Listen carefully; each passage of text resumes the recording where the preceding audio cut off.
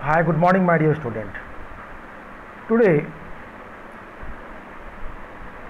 we will start class 8 SST. In SST, we were reading chapter 6 in civics, understanding our criminal justice system. In this chapter, we have read about a story, Mrs. Sinde, Shanti Abraham and Sushil. What happened with Shanti Abraham? Shanti Abraham was a maid. She was working in the house of Sinde family. Once a day, Sinde family ready to join the wedding party, but suddenly he had seen the condition had changed.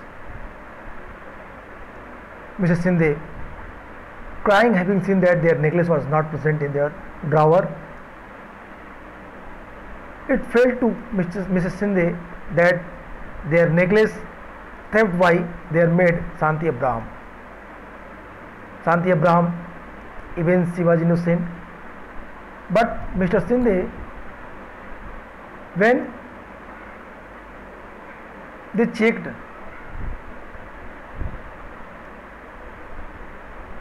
box of the Shanti Abraham, it was found 10,000 rupees, and he assumed that कि शांति Abraham ने उनके पैसे चुरा लिए. उन्होंने police को call की. Police ने शांति अब्राहम को अरेस्ट किया और फिर पूछताछ की. अपनी बहन को छुड़ाने के लिए उसका शांति अब्राहम का भाई सुशील थाने पहुंचा. पुलिस ने सुशील को भी अरेस्ट की. उसको 2 दिन तक जेल में बंद रखा और फिर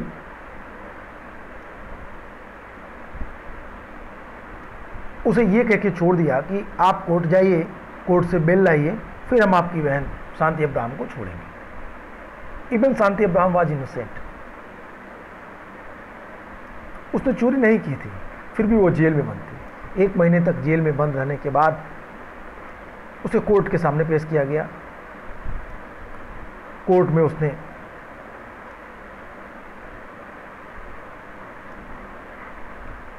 जज से अपील की, I am not capable, I have no money to hire a lawyer, so that's why please provide me this facilities. जज appointed a defense lawyer, says Kamla Rai, and fair trial was running in court, and that's result. Mrs. Kamla Rai ने बड़ी चतुराई के साथ case handle किया और उन्होंने ये प्रूफ किया कि शांति अब्राहम ने उसके नेकलेस नहीं चुराए थे, क्योंकि जल्दी ही इंस्पेक्टर राव ने एक गैंग को पकड़ा जो मिसेस सिंधे की कॉलोनी में लोगों के घर में घुस के चोरियां करते थे. ये बच्चों का गैंग था जिसमें मिसेस सिंधे के लड़के के दोस्त भी सम्मिलित थे. पूरे केस ही बदल गई. तो ये सब चीज़ें हमने पढ़ी. अब we are going to read that what is the role of the police in the investigation, investigating a crime. What is the role of the police in the investigating a crime? One important function of the police is to investigate any complaints about the commission of crime, and investigation include recording statements of the witness and collecting different kind of evidence. On this basis of the investigation, that police are required to form an opinion. If the police think that the evidence point to the guilt of the accused person, then they file a charge sheet in the court. As start to beginning of this chapter, it is not the job of the police to decide whether person is guilty or innocent. That is for the judge to decide. It means police के काम क्या है? Police को जब किसी complaints के द्वारा कोई कंप्लेंट मिलती है, पुलिस उस कंप्लेंट की जांच करती है, पुलिस उसके अगेंस्ट अपनी जांच में एविडेंस जुटाती है और एविडेंस कलेक्ट करने के पश्चात वो उस आरोपी को दोषी अगर मानती है तो उसके खिलाफ चार्जशीट दाखिल करके उसे कोर्ट के सामने पेश करती है। जैसा कि चैप्टर की शुरुआत में हम लोगों ने पढ़ा कि पुलिस ऐसा लगता है कि वही सबको दंड देती है, सबके किसने चोरी की किसने चोरी नहीं की इसका निर्धारण भी पुलिस करती है, लेकिन वास्तव में ऐसा नहीं। उसका काम सिर्फ आरोपी को पकड़ना और फिर उसे कोर्ट के सामने प्रस्तुत कर देना। That is his work. You read in unit 2 above the rule of law, which means that everyone is subject to the law of the land. This included the police.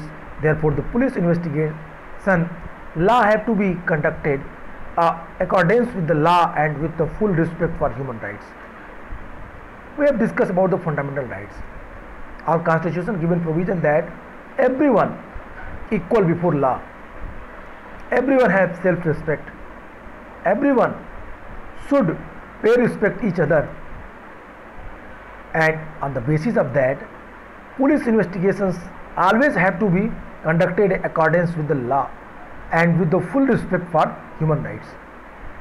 The Supreme Court has laid down the guidelines that police must follow at the time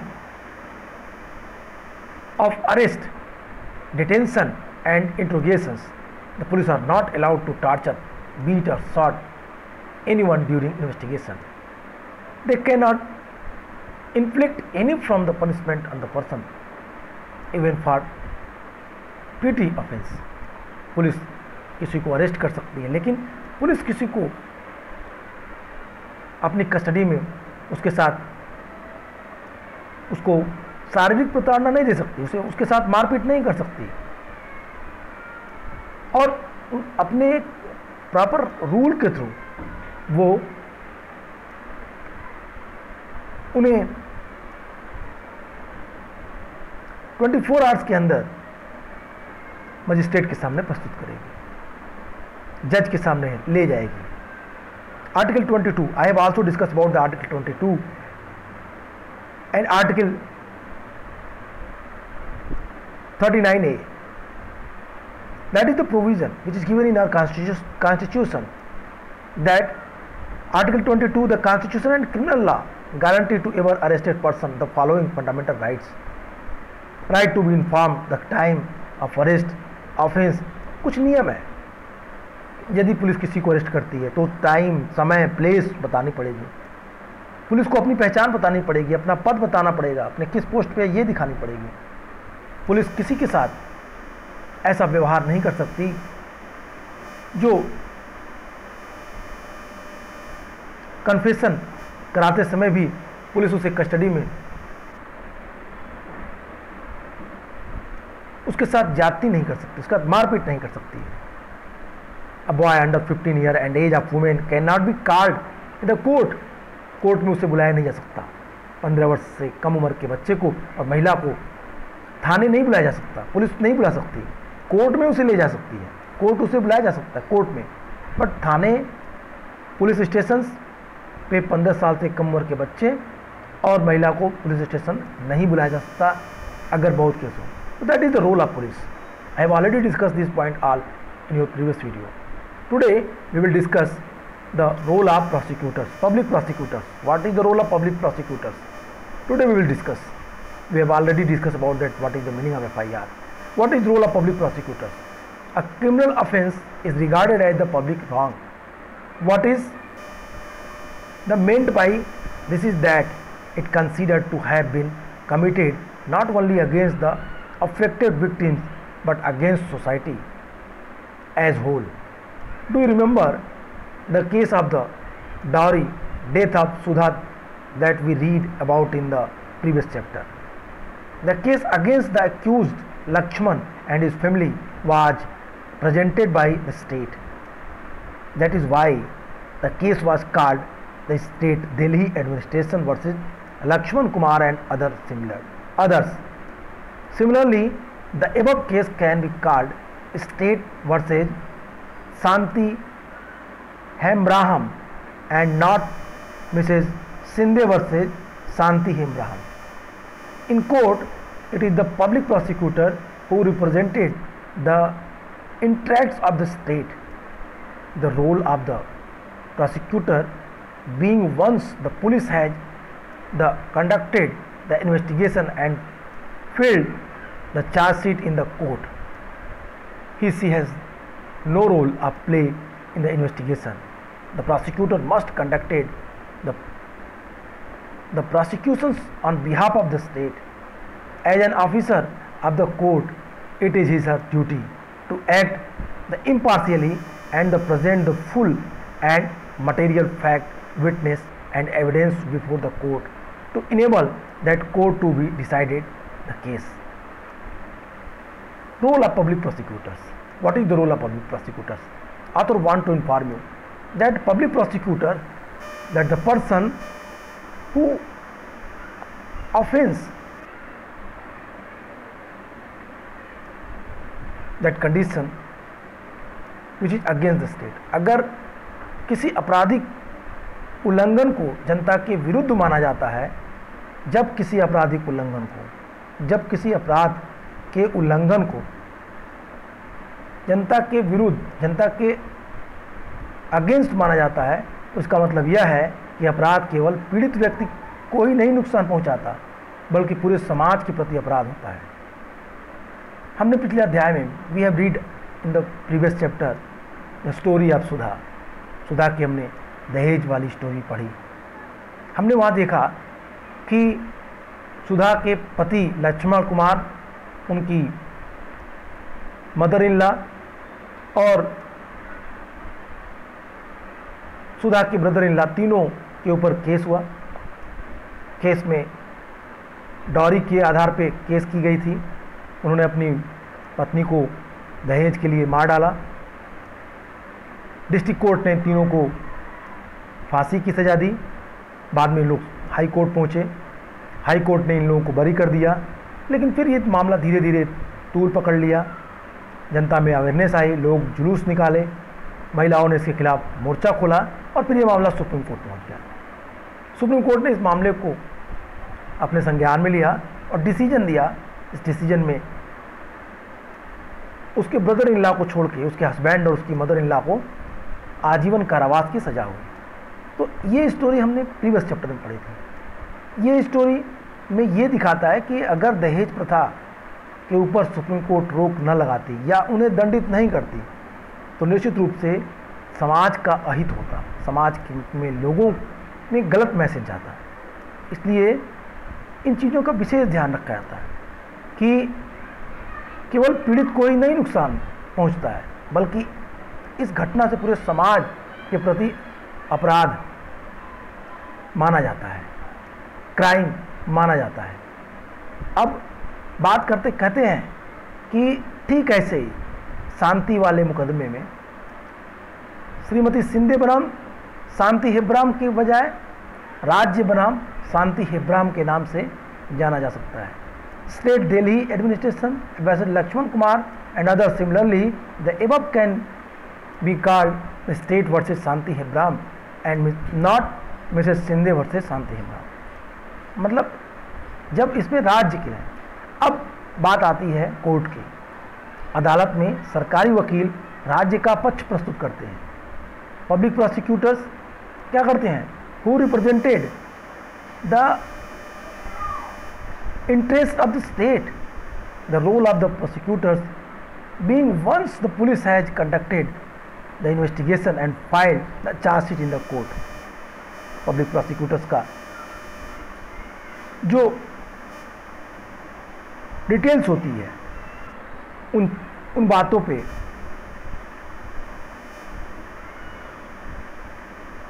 public prosecutors, सरकारी वकील, इस जांच में कोई भूमिका नहीं होती। वह राज्य की ओर से राज्य का पक्ष रखने के लिए सरकारी वकील की भूमिका तब शुरू होती है जब पुलिस जांच पूरी करके अदालत में आरोप पत्र दाखिल कर देती है। अगर पुलिस आरोप पत्र दाखिल कर देती है तो पब्लिक प्रोसिक्यूटर का काम शुरू हो जाता है। कोर्ट में पब्लिक प्रोसिक्यूटर इस जांच में राज्य की ओर से अपना पक्ष रखता है, राज्य का पक्ष रखता है। न्यायालय के जो ऑफिशियल्स होते हैं, पदाधिकारी के रूप में उसकी जिम्मेदारी है कि वह निष्पक्ष रूप से अपना काम करे और अदालत के सामने सारे ठोस तथ्य, गवाह और सबूत पेश करे, तभी अदालत सही फैसला दे सकती है। अगर इस बात को हम इजी लैंग्वेज में समझें तो पब्लिक प्रोसिक्यूटर का काम तब शुरू होता है जब पुलिस किसी भी विक्टिम को कोर्ट में पेश करती है। पब्लिक प्रोसिक्यूटर पुलिस के दस्तावेजों के आधार पर, चार्जशीट के आधार पर राज्य की तरफ से स्टेट का पक्ष न्यायालय में रखती है और निष्पक्ष भाव से। अब यहाँ पे निष्पक्ष इम्पार्शियली क्या है? The present that full and material fact witness and the evidence before the court to enable the court to decide the case. Court इस बात को डिसाइड करता है। What is the role of the जज? I mean to say that here we are going to discuss about the judge, we are going to discuss about the role of the court. Court का क्या, court कैसे इसकी बात को सुनता है, न्यायाधीश की क्या भूमिका होती है? द जज is like an umpire in a game and conduct the trial impartially and open court. The judge hears all the witness and any other evidence presented by the prosecution and the defense.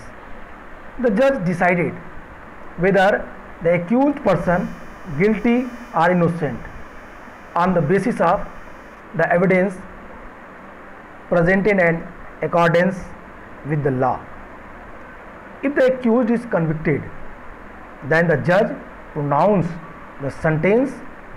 He may send the person to jail or impose a fine or both, depending on what the law prescribes.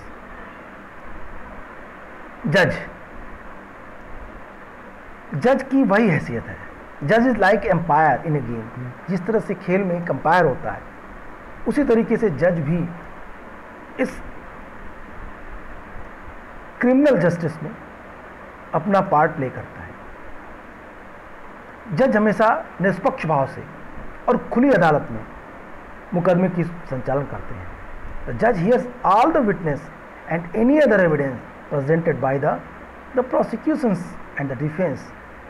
The जज decided whether the accused person is guilty और innocent. जज ही ये निर्णय करता है कि जो व्यक्ति, जो आरोपी है, जो वहाँ पे प्रस्तुत किया गया है, वो वास्तव में दोषी है या नहीं। इसका निर्धारण, इसका निर्णय जज के द्वारा ही किया जाता है। If the accused is convicted, then the जज प्रोनाउंस द सेंटेंस। अगर आरोपी दोषी पाया जाता है तो न्यायाधीश उसे सजा सुनाते हैं। तो कानून में दिए गए प्रावधानों के हिसाब से, according to provision of the law, दोषी व्यक्ति को वो जेल भेज सकते हैं, उस पर फाइन लगा सकते हैं, या उसके साथ दोनों तरह की सज़ा दे सकते हैं, फाइन और जेल दोनों दे सकते हैं। It is dependent on the prescribe. ये चीज़ें उस केस पे, उसके द्वारा किए गए कृत्य पे डिपेंड करता है। What is a fair trial? Fair trial क्या होती है? फेयर ट्रायल इट मीन्स निष्पक्ष कार्रवाई, निष्पक्ष सुनवाई। Let us for a moment imagine what might have happened if the judge decide to try Shanti's case very difficultly. What if the court did not give a copy of the charge sheet and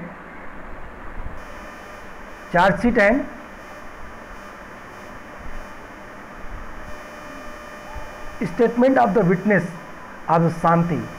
What is he held the trial in the secret location? Neither Shanti nor Sushil were present. What if he did not give Shanti's lawyer, Advocate Roy, enough time to question that witness of the prosecution, such as Mrs. Shinde, and instead had already decided that Shanti was guilty? If this had happened, then it would be case of unfair trial. This is because for a trial to be fair, several differences procedure have to be observed. Article 21 of the Constitution that guarantee the right of the life state that a person's life or liberty can be taken away only by following the reasonable and just legal procedure. थोड़ी देर के लिए हम fair trial के बारे में सोचते हैं। थोड़ी देर के लिए मान लीजिए, कल्पना कर लीजिए, इमेजिन करिए कि अगर जज महोदय शांति के मुकदमे में किसी तरह संचालित करते हैं तो क्या हो सकता था। अगर जज शांति के मुकदमे को किसी और तरह से संचालित करते तो क्या होता। अगर अदालत ने शांति को आरोप पत्र, चार्जशीट और गवाहों के बयानों की नकल न दी होती, कॉपी ऑफ द चार्जशीट नहीं दी होती तो क्या होता। और अगर न्यायाधीश किसी ऐसी जगह पर मुकदमा चलाते जहां पर शांति और सुशील दोनों ही नहीं जा सकते तो क्या होता। एक बंद कमरे में, एक सीक्रेट रूम में जहां शांति और सुशील दोनों नहीं जाते, जज कहीं वायज हो जाता, जज कोर्ट चार्जशीट की कॉपी, पुलिस चार्जशीट की कॉपी शांति और को नहीं देती। और अगर न्यायाधीश ने शांति के जो डिफेंस लॉयर थे, शांति की अधिवक्ता राय को अभियोजन की ओर से प्रस्तुत किए गए श्रीमती शिंदे आदि गवाहों से जिरा करने का पर्याप्त समय न दिया होता और पहले ही मान लेती कि शांति दोषी है तो क्या होता। और अगर इस तरह का कोई भी बात होती तो इसे निष्पक्ष सुनवाई नहीं कहा जा सकता था। इसकी वजह यह है कि निष्पक्ष सुनवाई के लिए, निष्पक्ष फेयर ट्रायल के लिए कई बातों का पालन करना जरूरी होता है। According to constitution article 21, it is clear mention that the constitution guaranteed the right to life, state that a person's life or liberty can be taken away only by following reasonable and just legal procedure. Article 21 जीवन के अधिकार, मनुष्य को उसके जीवन के अधिकार का आश्वासन देता है, विश्वास दिलाता है कि आप जीवित रहेंगे, आपके जीवन पे कोई भी संकट नहीं आने दिया जाएगा। इसका अर्थ यह है कि किसी भी व्यक्ति के जीवन और उसकी स्वतंत्रता, लिबर्टी को केवल एक तर्कसंगत और न्यायपूर्ण कानून प्रक्रिया के जरिए ही छीना जा सकता है। अगर बहुत जरूरी हो तभी उनसे अधिकार ले सकते हैं। But now that time it is clear cut instruction of supreme court that no one violate article 21 in any case, in any condition. That is the clear cut instruction of the Supreme Court. Supreme court के साफ decision है कि किसी को जीवन के अधिकार से वंचित नहीं किया जा सकता। आइए अब पूरी जो हमने अभी पढ़ा, जो हमने पिक देखी, पैराग्राफ देखा, जो हमने Let us now return Shanti's case described in the storyboard and identify the essential element of the fair trial. Firstly, Shanti was given a copy of the charge sheet and all other evidences that the prosecution presented against her. Shanti was charged with the offence of theft that was defined as a crime in the law. The trial was held in an open court in public view. Her brother Sushil could attend the court hearing. The trial was held in the presence of the accused. Shanti was defended by a lawyer. Shanti's lawyer, Advocate Roy, was given an opportunity to cross-examine all the prosecution's witness. Advocate Roy was given an opportunity to present witness in Shanti's defense. Firstly, Shanti was given a copy. अब देखते हैं कि क्या है। ऊपर हमने जो question arise किए, ऑथर ने जो क्वेश्चन अराइज किया कि अगर जज ऐसा करता, अगर जज पार्शियल नहीं रहता, अगर जज किसी बंद कमरे में सुनवाई करता जहाँ पे शांति नहीं पहुँच पाती, अगर कोर्ट ने उसे डिफेंस लायर नहीं दिया होता तो क्या होता। उसी के यहाँ पे आंसर दिया आथर ने। कहता है पहली बात, शांति को आरोप पत्र चार्जशीट उन सभी साक्ष्यों की एक प्रति दी गई जो अभियोजन पक्ष, it means prosecutions presented against her, prosecutions ने जो उसके खिलाफ आरोप लगाए थे उसकी चार्जशीट की एक कॉपी शांति को दी गई। शांति पर चोरी का आरोप लगाया गया था जो कानूनन एक अपराध है। यह मुकदमा जनता के सामने खुली अदालत में चलाया गया। शांति का भाई सुशील अदालत की कार्रवाइयों में मौजूद था। मुकदमा आरोपी की उपस्थिति में चलाया गया। शांति का एक वकील ने बचाव किया। शांति की अधिवक्ता राय को अभियोजन पक्ष की ओर से पेश किए गए सारे गवाहों से क्रॉस एग्जामिन करने की छूट दी गई, मौका दिया गया और अधिवक्ता राय ने शांति की ओर से गवाह पेश करने का अधिकार दिया गया। तो इस तरीके से आपने देखा कि फेयर ट्रायल के थ्रू ही निर्णय हो रहे थे। कोर्ट ने सारी अपॉर्चुनिटीज अवेलेबल कराई शांति को। Even Shanti was very poor, she was not capable to hire a lawyer, even if court provide her defence lawyer. अब पुलिस शांति के खिलाफ चोरी का मामला दर्ज किया था, लेकिन न्यायाधीश ने उसे निर्दोष मानते हुए उसका मुकदमा चलाया। अब जो प्रोसिक्यूशंस था, प्रोसिक्यूशन पक्ष को निर्णायक रूप में ये सिद्ध करना था कि शांति ही दोषी है और इस मुकदमे में अभियोजन पक्ष ऐसा नहीं कर सका। It means in the easy language, if I want to tell you that कि मिसेस सिंधे ये प्रूफ नहीं कर पाई कोर्ट में कि शांति ने चोरी की, और डिफेंस लॉयर ने क्रॉस एग्जामिन करके ये प्रूफ कर दिया कि शांति ने चोरी नहीं की, एक प्रोसेस के थ्रू। और फिर कोर्ट ने फाइनली डिसीजन लिया कि शांति ने चोरी नहीं किया है, शांति वॉज नॉट थेफ्ट। इस मुकदमे में महत्वपूर्ण बात यह है कि जज ने अदालत के सामने पेश किए गए साक्ष्यों के आधार पर, एविडेंस के आधार पर, द बेसिस ऑफ एविडेंस जज taken decision. That step in their order, न्यायाधीश ने शांति की कमजोर स्थिति के आधार पर बिना सोचे समझे यह फैसला नहीं ले लिया कि वह सचमुच चोर है। उसके बजाय न्यायाधीश का आचरण लगातार निष्पक्ष रहा, और चूंकि साक्ष्यों से यह सिद्ध हो गया, एविडेंस से यह प्रूफ हो गया कि शांति के बजाय कुछ युवकों ने चोरी की थी, कुछ यंग जो लड़के थे उन्होंने चोरी की थी, इसलिए शांति को न्याय मिला। इसी को निष्पक्ष सुनवाई कहते हैं। यही निष्पक्ष सुनवाई के आधार पे ही शांति को उसको कोर्ट से मुक्त किया गया, बाइज्जत उसे बरी की, सम्मान के साथ उसे फ्री कर दिया गया। Although the public felt the case of theft against Shanti, the judge assumed her to be innocent. It was the responsibility of the prosecutions to prove beyond the reasonable doubt that Shanti was guilty. In the case, the prosecutions failed to do so. It is significant that judge decided the matter only on the basis of the evidence before the court. The judge did not jump to the conclusion that Shanti was the thief just because she was a poor the maid servant. Instead, the judge reminded the impartial, and since the evidence showed that some young man and not Shanti was the thief, he set Shanti free. In the Shanti's case, justice was finally done to her because of she was given a fair trial.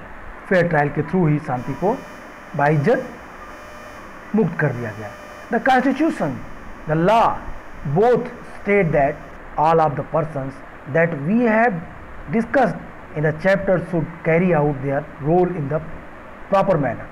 What this means is the way all need to work to ensure that every citizen, the irrespective of their class, caste, gender, religious and ideological backgrounds, get a fair trial when accused. The rule of law which say that everyone is equal before the law would not make much more sense if every citizens were not guaranteed a fair trial by the Constitution. साफ साफ क्या है, इस अध्याय में, इस chapter में हमने देखा कि जिन लोगों का जिक्र संविधान और कानून दोनों में कहा गया है कि लोगों को अपनी जिम्मेदारी सही ढंग से माननी चाहिए। ये सबसे महत्वपूर्ण बात थी कि न्यायाधीश ने अदालत के सामने पेश किए गए साक्ष्यों के आधार पर ही मुकदमे की फैसला सुनाया। न्यायाधीश ने शांति को की कमजोर स्थिति के आधार पर बिना सोचे समझे फैसला नहीं ले लिया कि वह सचमुच चोर है। इसकी बजाय न्यायाधीश जज ने एक इम्पार्शियल वे से एविडेंस के आधार पे और जो प्रूफ किया गया कोर्ट में उसके आधार पे शांति को बाइज्जत बरी कर दी और शांति को फ्री एंड फेयर ट्रायल का मौका दिया। Now it is the very important things that in this chapter it is clearly mention that what is the importance. कहता है कि the constitution and the state both all of the persons have discussed the chapter should carry out their roles in the proper manner. What this means is that they all need to work, ensure that every citizen, irrespective of their class, caste, gender, religious and ideological backgrounds, gets fair trial and accused. Chapter में ये भी बताया गया कि संविधान का जो कानून है वो सभी के लिए समान है। सभी की प्रॉपर जिम्मेदारी बनती है कि सही ढंग से इसको फॉलो करें। कानून के समक्ष everyone equal before law, there is no discrimination behalf of gender, caste, class, race, ideology, faith. इसके आधार पे किसी के साथ कोई भी दुर्व्यवहार नहीं किया जा सकता। The rule of law which say that everyone is equal before law. नियम है कॉन्स्टिट्यूशन का सभी लोग संविधान के समक्ष समान है। Would not make much sense every citizens were not guaranteed for trial by the constitution। अगर प्रत्येक नागरिक को संविधान के माध्यम से निष्पक्ष सुनवाई का अधिकार न दिया जाए तो इस सिद्धांत में कोई खास मतलब नहीं रह जाता कि सभी लोग कानून के समक्ष समान हैं। So that's why it is very important lesson for you that you have to understand that without any hesitation you can raise your problem. if your fundamental rights violate anytime, you can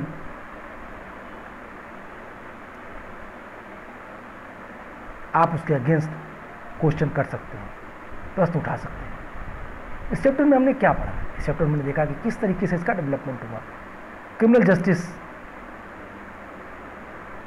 कैसे होते हैं, कैसे दिए जाते हैं। शांति Abraham के case में हमने देखा कि कैसे न्यायाधीश ने लिया, पब्लिक प्रोसिक्यूटर्स कौन थे, पब्लिक डिफेंस लॉयर ने किस तरीके से बचाव किया शांति अब्राहम का।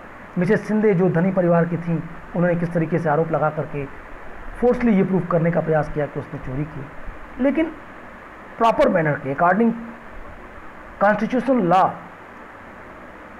It is proved in court that Shanti Abraham is not thief और उसे बाइज्जत बरी कर दिया जाता है। बार बार कॉन्स्टिट्यूशन कहता है कि everyone is equal before law, there is no discrimination, किसी के आधार पर कोई डिस्क्रिमिनेशन नहीं होगा। आज के लिए इतना ही। सो इस तरह से आपका चैप्टर कंप्लीट हो।